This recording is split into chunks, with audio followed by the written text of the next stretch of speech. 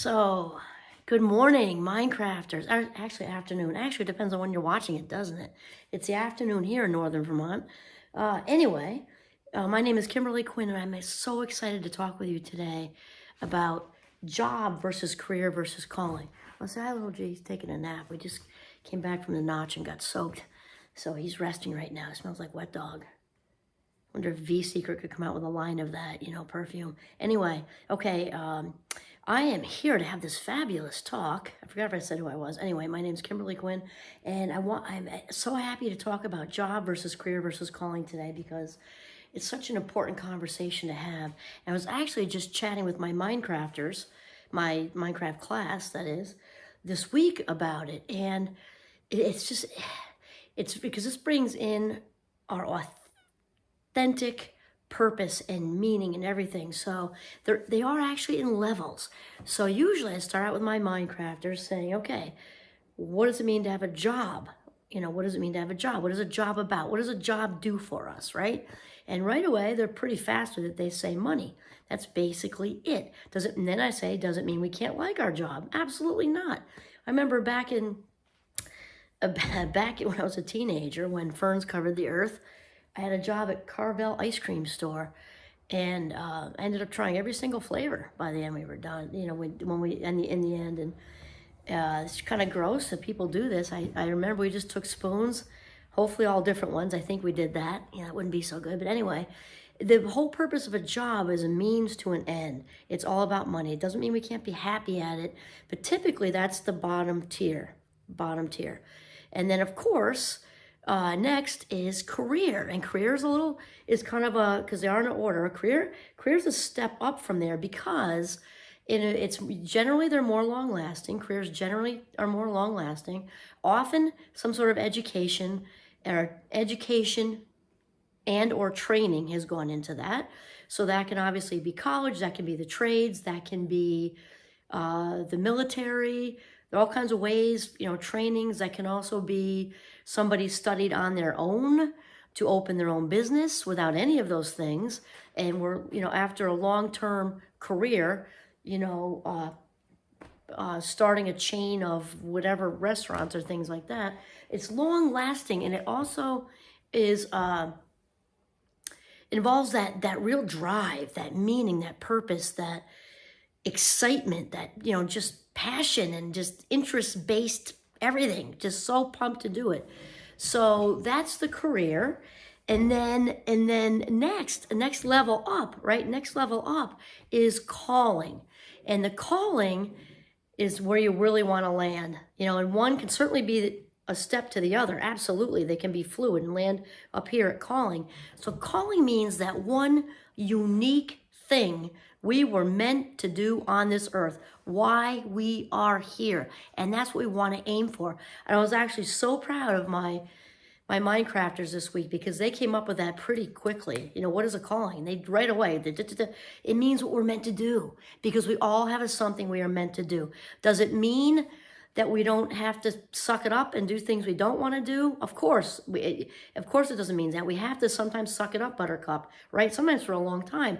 So I want to be really clear I sent the right message to them, which is, because things happen in life, right? There's loss of whatever, loss of job, loss of partner, loss of whatever. There's also having kids and maybe unexpectedly, and then we're doing 2 or 3 different things just to kind of survive for a while. It's just important to, all the way through that, be thinking, okay, I'm doing this for a while because I've got to, and that's how it is. And then keeping your eye on the prize of what really is what fuels you, what excites you, what really, really, really excites you, because that will be the most long lasting.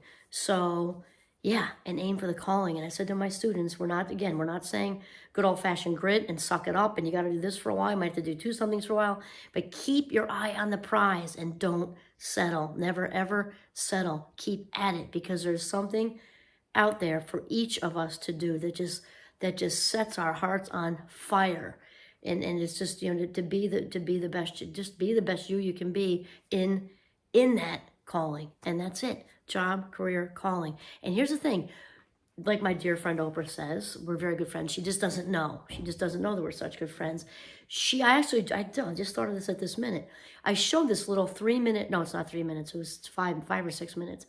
I showed this this week to my Minecrafters when we were talking about this. And Oprah talked about early on when she was an anchor person and all of that, and how she just kept bumping up against, this just does not feel right. It doesn't feel right for various different reasons. And then she bumped up against some other things on the outside that kept her from doing things. She was just like, this doesn't feel right. And so she talked about when she really landed with where she is now, how you just know that you're in the right place, doing the right thing, doing what you are meant to do as your calling, by the way you feel. And I mean, I've done a whole lot of things at my fabulous 57. I've done all kinds of things, and until rather recently was also bartending along with professoring and all the other researching and all the other things I'm doing, until just about, I don't know, I think it was like 5 years ago.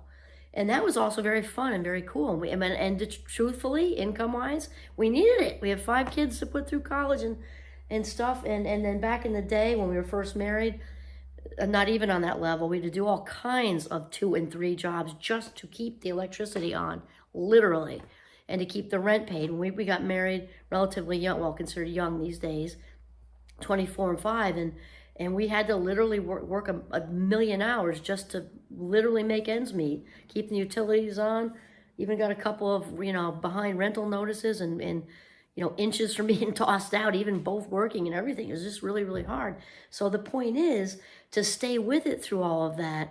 Pay attention to how you feel. Pay attention to what excites you. Stay with it and keep at it, because it doesn't mean figure it out and then sit on the couch and have a sandwich. In fact, Aaron Doughty talks about this. He's also one of my teachers. I haven't watched him in a while, but he talks about this when he was selling women's shoes at Barney's, I think, in New York. And so he talked about he was gradually getting more miserable. Like he just knew it wasn't the right place for him, the right fit, so to speak.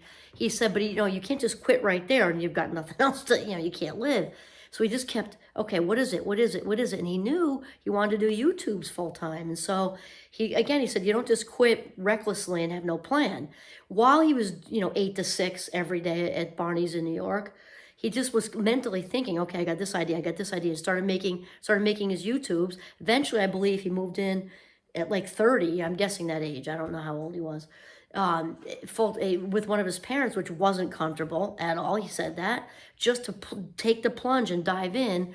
And now currently, he's super successful as an influencer. So I kind of like that story because it shows how he stayed with the job, and then while processing the potential career, and then eventually landing a calling also. So he, along with Oprah, and my students know with teaching, they see me flying around the room, and I asked them this week, I said, who do you know who's doing their calling right now? And they all went like this.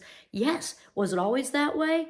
Striving for it, but now, yes, because young adults are my niche, too. I watch our daughter teaching 3rd grade in elementary school, and that's her calling, no question. She's 25 years old, and she is just in it. She's just in the flow zone.